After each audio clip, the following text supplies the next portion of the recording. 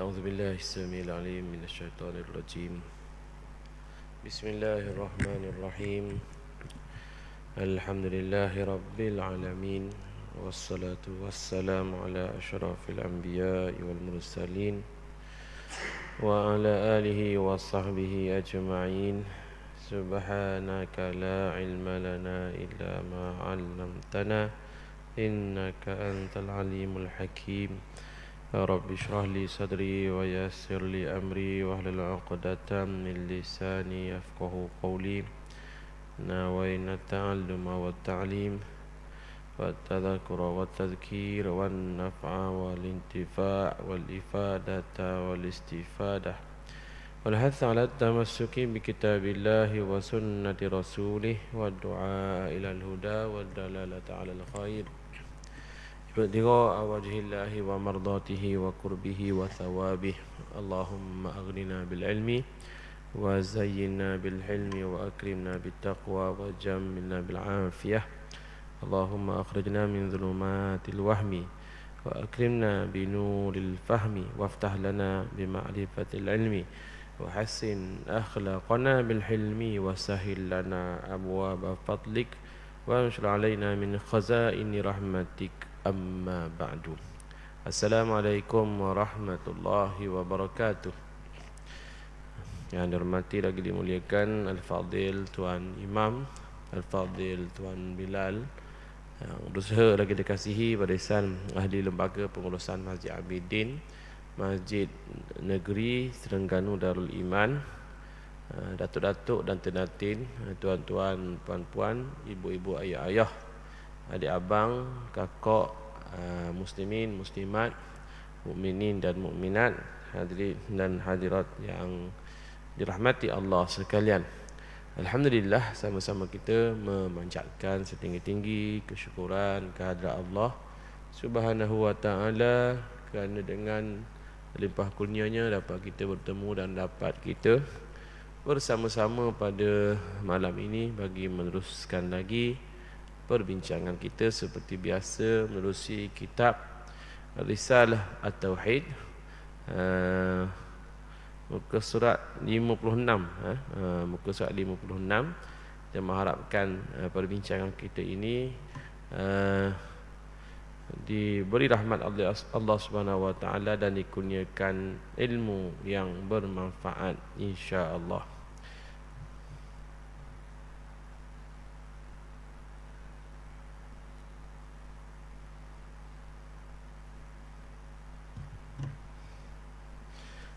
Tuan-tuan dan puan-puan yang dirahmati Allah, kita sambung perbincangan kita muka surat 56 ya.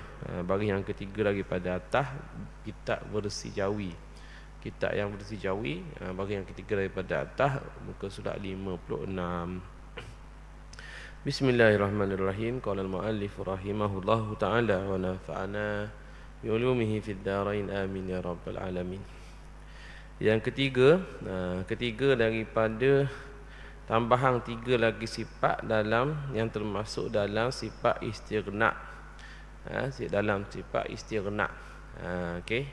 Bincangan kita tak habis lagi berkenaan dengan sifat istighna an kulli ma siwa. Okey.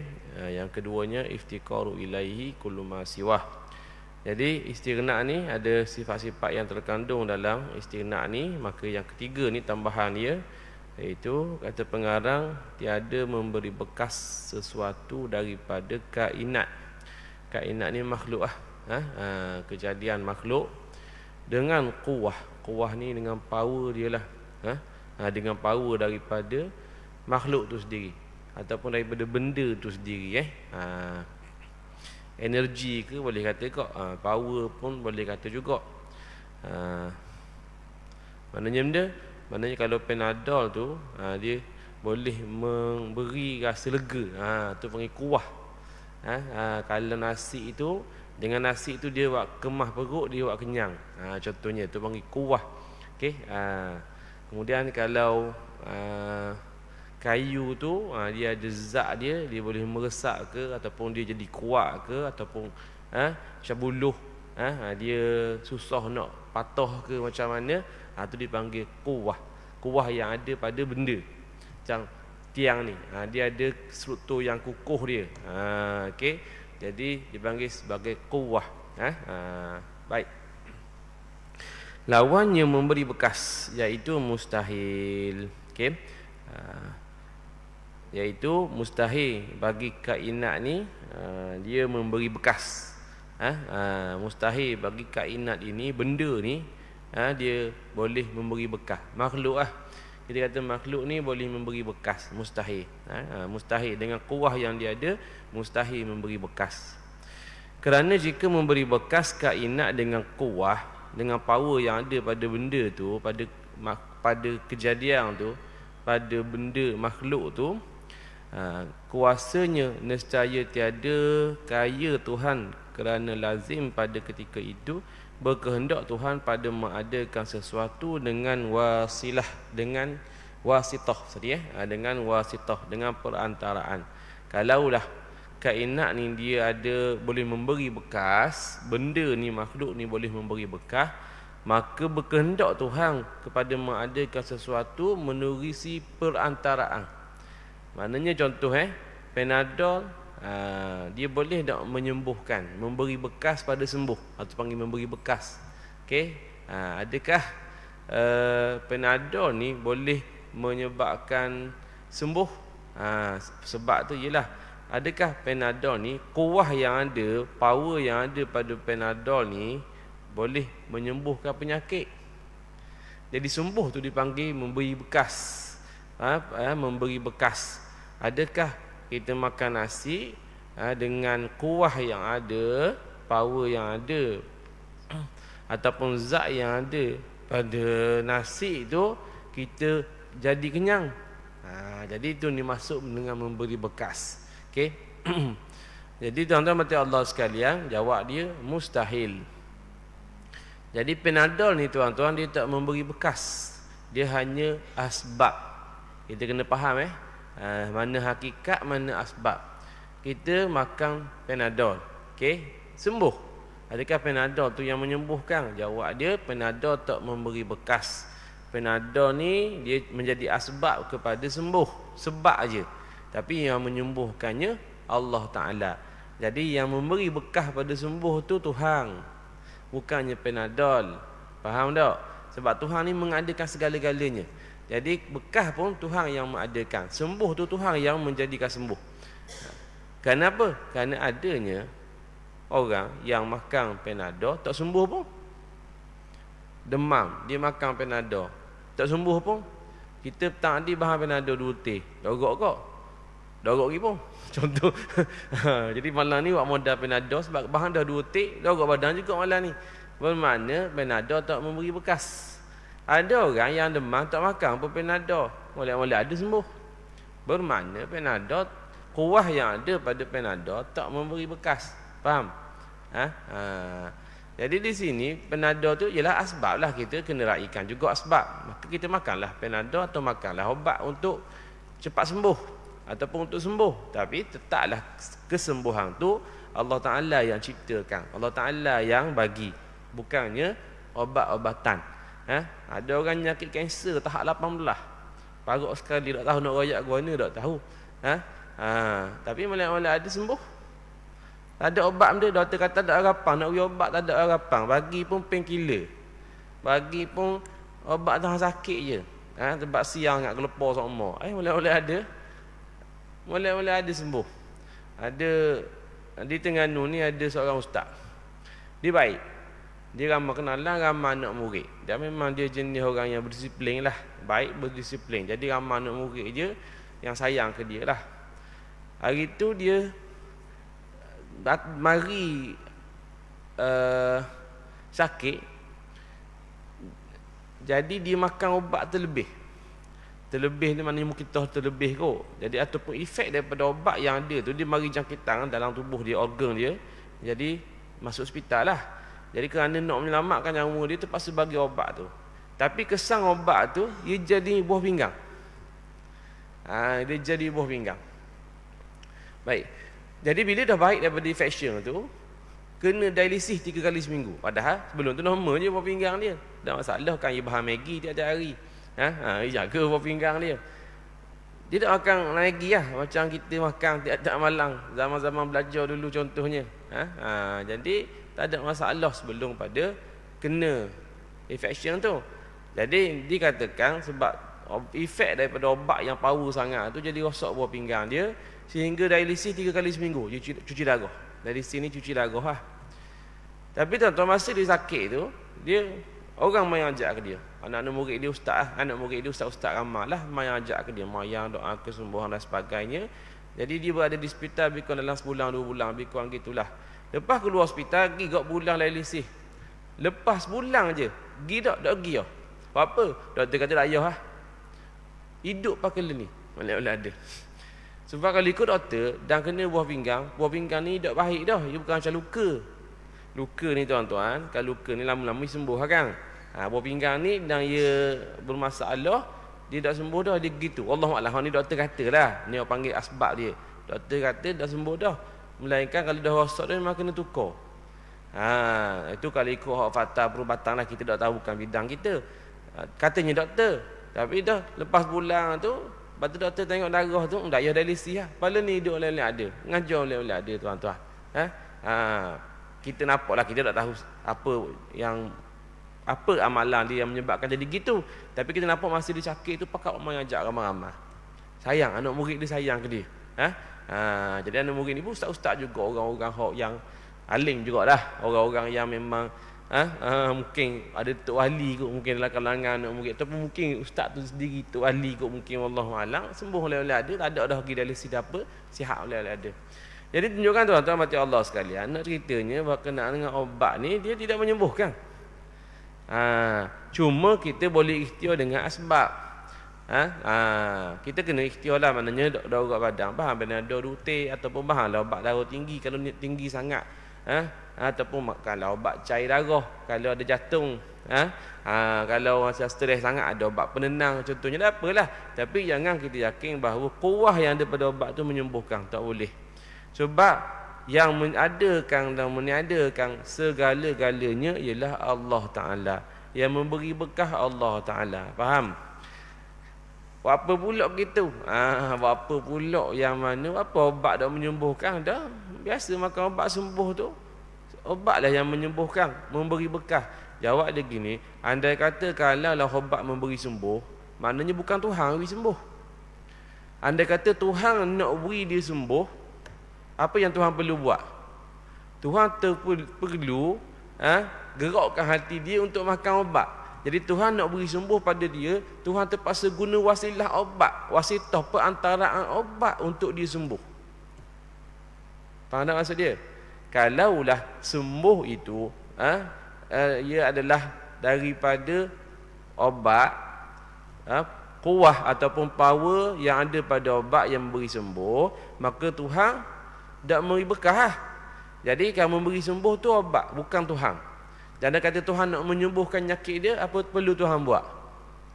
Tuhan terpaksa guna perantaraan obat untuk menyembuhkan dia. Jadi di sini takkanlah terhad kuasa Tuhan siapa perlu kepada perantaraan. Sedangkan dia Tuhan, dia boleh cipta alam ni tanpa ada perantaraan pun. Tiba-tiba nak menyembuhkan perlu menggunakan perantaraan obat baru sembuh. Mustahil. Tak akan berlaku gitu. Dia boleh cipta alam yang lebih hebat lagi. Sekadar menyembuhkan tak perlu perantaraan tak. Maka kalau Tuhan nak menyembuhkan, Tuhan sembuh je lah. Tak perlu obat-obat pun. Obat ni apa power dia? Apa lebih obat ni siapa boleh menyembuhkan? Tak ada. Obat sendiri Tuhan yang jadikan. Faham tak? Kuah power yang ada pada obat tu pun Tuhan yang jadikan. Tiba-tiba obat memberi bekah bukan Tuhan. Bermakna Tuhan tak ada power nak menyembuhkan. Tak munasabah. Setakat sembuh. Ni Tuhan cerita alam, bukan alam ni saja, alam akhirat, alam gaib, alam mimpi, alam roh, alam barzah, banyak mana alam jin, alam malakut. Macam-macam alam Tuhan cerita dengan perluasannya, dengan kehebatannya, dengan pelbagai penciptaan yang unik dan sebagainya. Tiba-tiba nak menyembuhkan, Tuhan perlu kepada wasilah obat. Tak munasabah. Tuhan nak sembuh, tak payah wasilah-wasilah dah, terus sembuh je lah. Faham? Maka andai kata Tuhan Kalau andai katalah obat memberi bekah pada menyembuhkan, maka di sini Tuhan tu tidak kaya. Tuhan tu berharap kepada obat untuk disembuhkan hamba dia. Maksudnya Tuhan tu fakir lah. Fakir bukan Tuhan. Fakir bukan sifat Tuhan. Faham? Tuhan kita sebut dah sebelum ni kan. Tuhan ni dia nak dapatkan ciri-ciri ketuhanan yang layak disembah, mesti dia ada dua sifat. Yang pertama, istighna an kulli ma siwa. Dia maha kaya. Dia tak berhajat kepada yang lain. Yang keduanya, iftiqaru ilahi kullu ma siwa. Yang lain berhajat kepada dia. Barulah layak disembah. Faham tuan-tuan? Jadi kalau lah berhala, layak tak disembah? Tak layak. Walaupun orang kata dia Tuhan, tapi tak layak. Sebab dia tak kaya, dia berharap kepada orang yang buat dia, orang layan dia, orang bersih dia. Dan yang lain pun tak berhajat kepada berhala. Sejak sebelum berhala tu ada, orang lain hidup boleh ada. Faham tak? Jadi tuan-tuan Allah sekalian, berhala tidak layak disembah kerana tak ada istighna dan iftiqaru ilaihi, tak ada. Dah Tuhan mana yang disebut, yang mana cukup syarat, yang layak disembah? Tak ada lain dah, Allah Ta'ala je lah. Maka Allah Ta'ala ni mestilah dia bersifat dengan istighna, yang mana dia tak berhajat kepada makhluk. Andai kata kalau Allah Ta'ala nak menyembuhkan seorang hamba, Tuhan berhajat kepada obat sebagai wasitah, wasilah perantaraan untuk disembuh, maka Tuhan tu tidak kaya. Tuhan tu berhajat. Tak kaya tu berhajat lah. Kalau tak kaya maksud dia berhajat. Kalau berhajat kepada yang lain tu bukan Tuhan. Faham? Macam mana boleh kita fikir bahawa Tuhan berhajat kepada yang lain, sedangkan dia cipta alam ni tak berhajat pada benda pun. Ada yang bantu Tuhan nak cipta alam? Tak ada. Tuhan nak jadi je. Kun fayakun. Tak ada orang bantu tak ada wasilah benda. Maka di sini tuan-tuan mati Allah sekalian, antara tambahan lagi daripada sifat istighna ni ialah makhluk tidak memberi bekas. Faham? Nasi tak memberi kenyang. Ada je orang makan nasi tak kenyang, betul kan? Ada je orang tak makan nasi kenyang. Ada je orang makan nasi kenyang kemudian lapar. Faham tak? Jadi nasi tak memberi kenyang. Power yang ada, kuah yang ada, kekuatan yang ada pada nasi itu tak memberi bekas kenyang. Dan apa yang beri kenyang? Allah Ta'ala. Dan kita makan nasi kenyang, itulah asbab. Jadi kita raih asbab lah. Lapar makan nasi. Tak sihat pergi makan ubat. Berobat tak ada masalah. Kita meraihkan asbab. Dahaga minum air, kita meraihkan asbab. Yang untuk menghilangkan haus, maka kita mencari asbab dia dengan minum air. Ada orang yang dia tak minum air 5 hari contohnya. Tak dahaga pun katanya. Contohnya lah. Maknanya air tidak memberi bekas. Jadi di sini makhluk tak memberi bekas. Jika makhluk memberi bekas, maka Tuhan ini tak kaya, mustahil. Bermakna makhluk ini tidak memberi bekas, yang hanya satu-satunya yang memberi bekas pada perbuatan itu ialah Allah Ta'ala saja. Sebab apa? Sebab dia istighna, dia maha kaya. Selesai. Faham tuan-tuan Itu 3 sifat tambahan dalam istighna. Kita pergi pula kepada satu lagi bahagian, iaitu sifat iftiqaru ilaihi kullu ma siwa. Jadi kata pengarang, maka nyatalah yang masuk pada istighna sebanyak 14 sifat. Lawangnya juga 14 sifat, jumlahnya 28. 28 sifat yang termasuk dalam istighna an kulli ma siwa. Bahagia Tuhan daripada setiap sesuatu. Apa dia yang kita sebut sebelum ni kan? Iaitu yang pertama, iaitu wujud. Sifat wujud, sifat qidam, sifat baqa, sifat mukhalafatuhu lil hawadis, sifat qiyamuhu bi nafsihi, sifat sama', basar, kalam. Kemudian kaunuhu qadiran, kaunuhu basiran, kaunuhu mutakalliman. Okey. Apa dah? Jadi cukup 11. Ulang iaitu sifat wujud. Ni kan 20 sifat kan? Ia bagilah, ada yang dalam istighna, ada yang iftiqaru ilaihi. Jadi yang istighna dia ada 11 sifat. 11 sifat daripada 20 tu lah. Iaitu pertama wujud, qidam, baqa, mukhalafatul hawadis, qiyamuhu bi nafsihi, sama basar kalam. Dalam bahasa kalam situ mana sama, kaunuhu samian, kaunuhu basiran, kaunuhu mutakalliman. Sebelah daripada 20 sifat yang kita belajar tu, sifat 20 yang kita belajar, sebelah dalam terkandung dalam istighna. Istighna. Kemudian ada tambahan lagi, iaitu yang pertamanya, tambah lagi maha suci Tuhan daripada mengambil faedah. Tuhan tak ambil faedah daripada perbuatan dan hukumnya, sebab Tuhan maha kaya. Yang kedua, tak wajib Tuhan memperbuat mungkin, tak nak menciptakan makhluk dan tidak mencipta makhluk. Tak wajib bagi Tuhan, sebab Tuhan maha kaya. Dia tak perlu kepada makhluk. Dia nak buat, dia buat. Dia tak buat, sudah.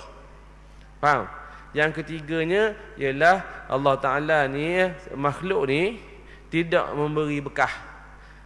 Yang memberi bekah Allah Ta'ala saja. Apa? Sebab Tuhan maha kaya, tak perlu kepada nak memberi bekah, tak perlu kepada makhluk sebagai wasilah untuk memberi bekas. Nak beri orang kenyang, nak beri orang sembuh, nak beri orang tidur lena, nak beri orang gini. Perbuatan Tuhan memberi bekah. Jadi tak berharap kepada makhluk. Maka cukup 14 tadi tuan-tuan. Itulah sifat-sifat dalam kategori istighna. Faham tuan-tuan? Ingat tak lagi? Minggu lepas kita ulang, tak apalah, kita ulang sikit-sikit, tak apa. Jangan ulang sampai dok gerak. Ulang. Dia gini tuan-tuan. Bagi mungkin yang baru mengikuti, tiba-tiba istighna dengan iftikar. Dia gini tuan-tuan. Bila kita sebut la ilaha illallah, terjemahan dia apa? Terjemahan dia, kalau terjemahan daripada setiap satu kalimah, tiada Tuhan melainkan Allah, betul tak? Tapi orang dulu, dan sebenarnya dalam kitab pun tak terjemah tiada Tuhan melainkan Allah. Dia terjemah dengan la ma'budu bihaqqin illallah.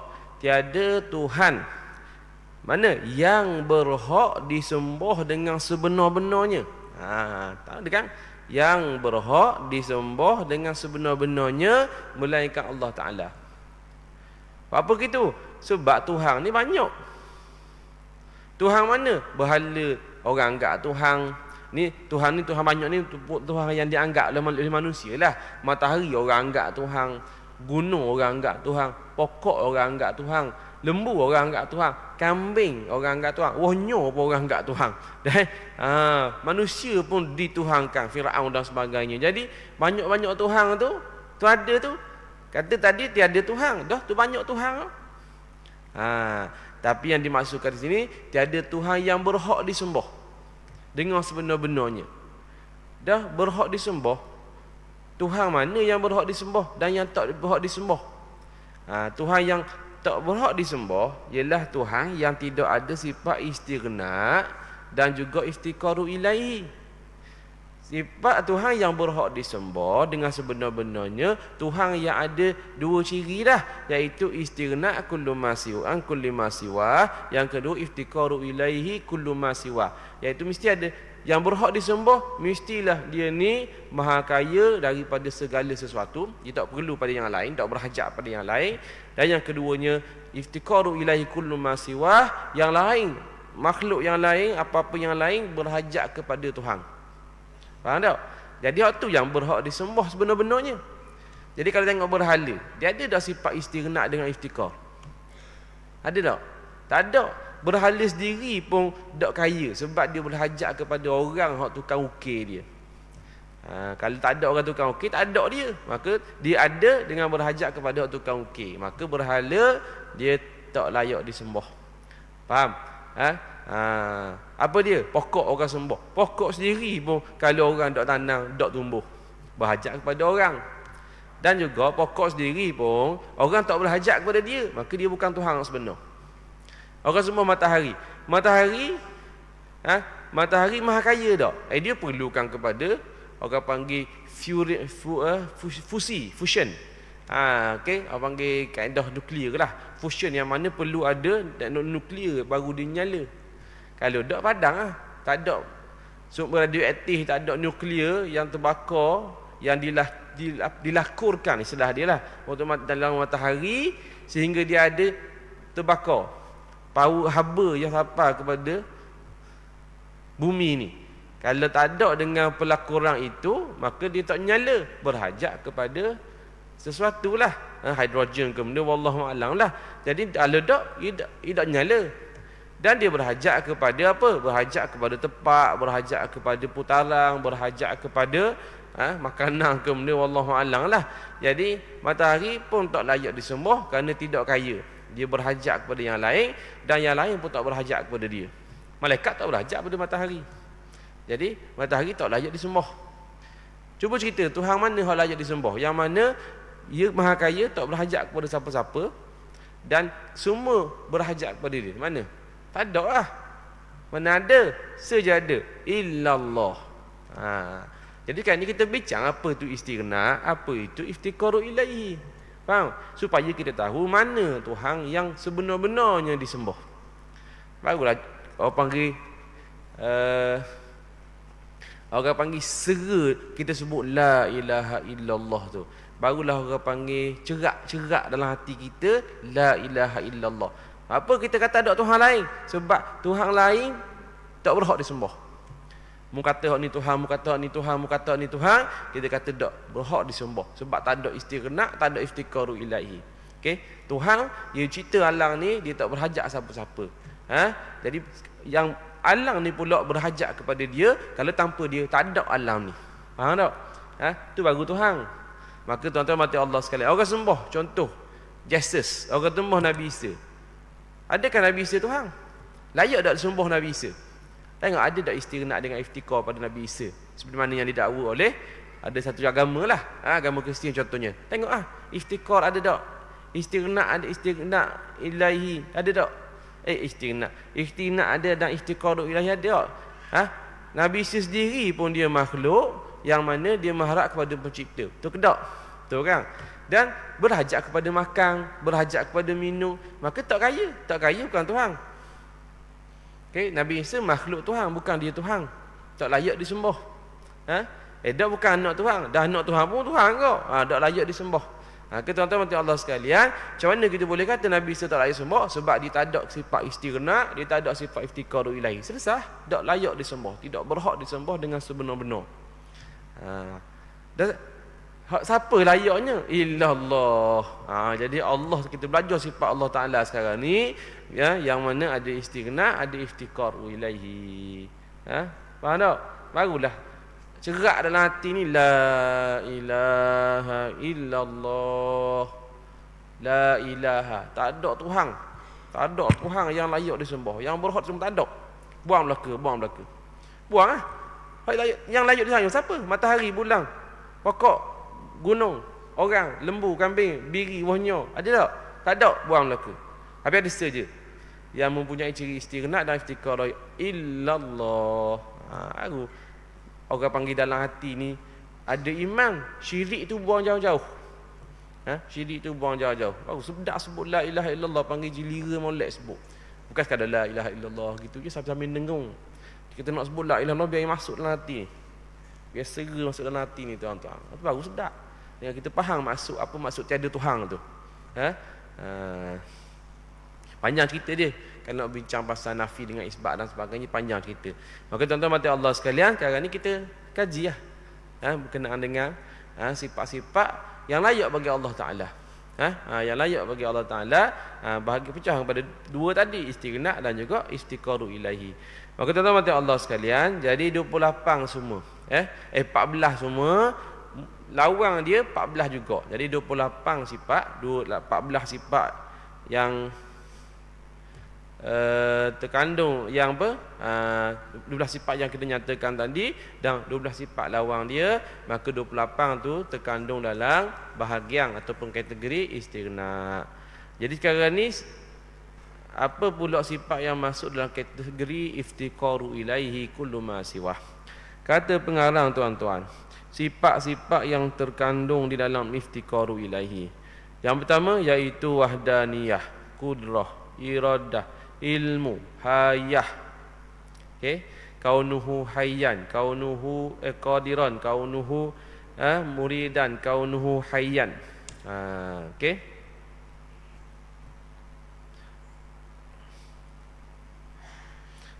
Tinggal ilmu, kaunuhu aliman. Jadi berapa? 9. Wahdaniyah, kudrah, iradah, ilmu, hayah. 5. Kaunuhu qadiran, kaunuhu muridan, kaunuhu aliman, kaunuhu hayyan. 9. Faham? Kerana jika tiada bersifat dengan 9 sifat yang tersebut, nescaya tidak berkehendak tiap-tiap yang lain kepada Allah Ta'ala. Kerana lazim pada ketika itu tidak ada sesuatu pun daripada yang baharu oleh sebab Tuhan lemah. Tuan-tuan Allah sekalian, jadi sifat ni dia kira ni tengok pada hukum akal dia. Allah Ta'ala bersifat dengan kudrah contohnya. Allah Ta'ala bersifat dengan kudrah kan. Jadi kudrah ni Allah Ta'ala cipta makhluk. Dengan kudrah ni Allah Ta'ala cipta makhluk. Baik. Kalau tanpa kudrah, ada tak makhluk? Tak ada. Maka sifat kudrah ni, ada sifat kudrah, jadi makhluk ni berhajat kepada sifat kudrah ni, berhajat kepada sifat kudrah ni, barulah kudrah ni ada. Tak ada sifat kudrah, tak ada alam ni. Faham tak tuan-tuan? Kudrah ni kan mengadakan makhluk, mengadakan alam ini. Dengan kudrah Allah Ta'ala mengadakan alam ini. Maka makhluk ini ada dengan sebab apa? Dengan sebab ada sifat kudrah. Jadi di sini termasuk iftikaru ilaihi, berhajat makhluk kepada Tuhan, dengan sifat kudrah yang ada pada Tuhan tu. Faham tak tuan-tuan? Mana kalau Tuhan tidak bersifat dengan kudrah, tak ada kita. Tak ada alam ni, tak ada makhluk. Tapi ada tak makhluk? Ada tak kita sebenarnya? Ada. Maknanya ada kita kerana kita berhajat kepada sifat, berhajat kepada Allah Ta'ala dengan sifat kudrah Tuhan. Jadi sifat kudrah ni termasuk dalam bahagian iftikaru ilaihi. Maknanya segala makhluk berhajat kepada Allah Ta'ala. Jadi apa sifat-sifat yang termasuk dalam iftikaru ilaihi ni?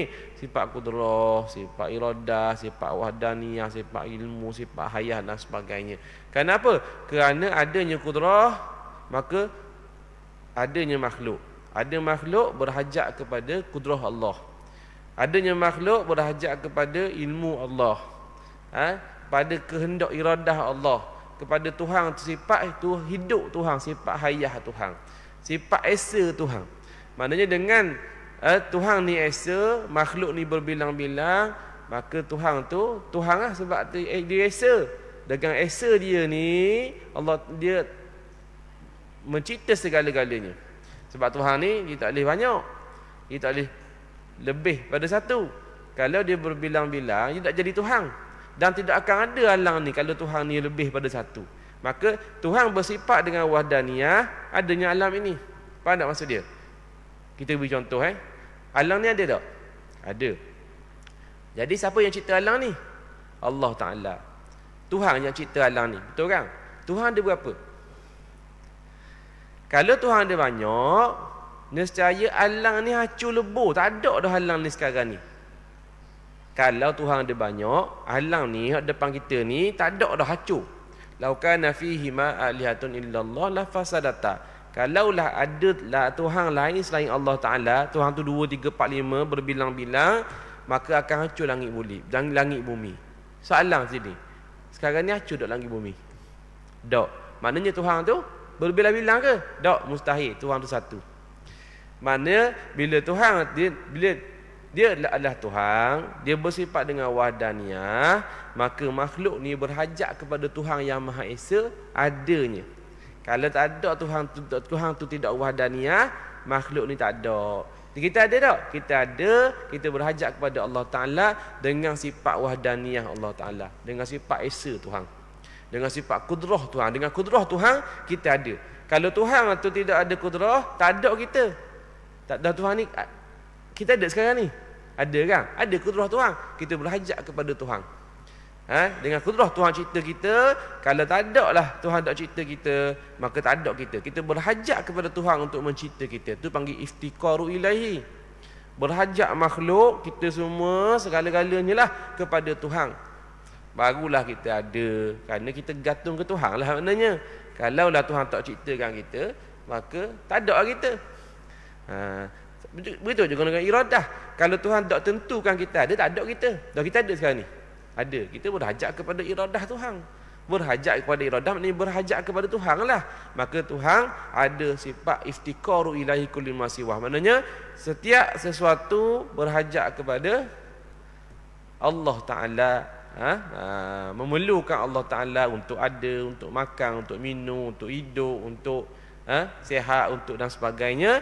Semua berhajat kepada Allah Ta'ala. Malaikatnya, arasnya, syurga. Kalau tak ada kudrah Tuhan, tak ada Tuhan, dia tak syurga. Tak ada syurga. Tapi syurga tu ada. Ada. Dengan sebab Tuhan tu ada. Maksudnya syurga tu nak ada, dia berhajat kepada Tuhan baru dia ada. Pada masuk berhajat benda. Gini tuan-tuan. Kalaulah orang kata dia tak perlukan mak dia, boleh percaya tak agak-agak? Saya hidup ni saya tak perlu mak saya, ayah saya tak perlu. Boleh kata gitu? Pelawak. Mulut kata gitu. Hakikatnya memang dia perlu. Kalau tak ada mak ayah dia, ada dia? Tak ada. Bermakna dia memerlukan kepada mak ayah dia. Walaupun kata tak perlu, jawab dia perlu. Tak ada mak ayah, tak ada dia tuan-tuan. Tak ada dia kalau mak ayah tak ada. Maka tuan-tuan mati Allah sekalian, makhluk semua ni, kita semua ni perlu tak perlu kepada pencipta?